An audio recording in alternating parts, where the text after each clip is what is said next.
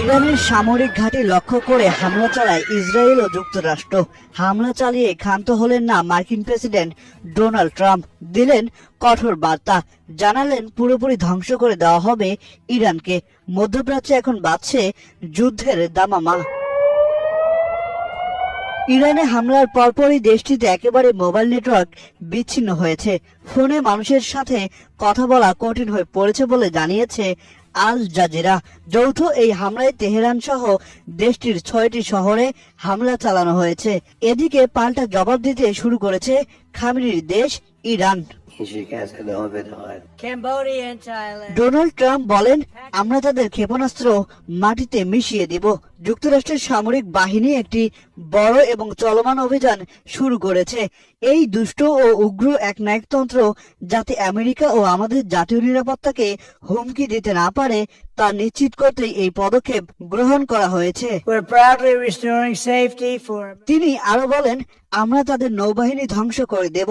আমরা নিশ্চিত করব যে অঞ্চলের সন্ত্রাসী সহযোগীরা আর অঞ্চল বা বিশ্বকে অস্থিতিশীল করতে না পারে তারা আর আমাদের বাহিনীর ওপর হামলা করতে পারবে না। তারা আর রাস্তার পাশে পেতে রাখা বোমা ব্যবহার করে হাজার হাজার মানুষকে, যার মধ্যে বহু আমেরিকানও আছে, গুরুতর আহত বা হত্যা করতে পারবে না।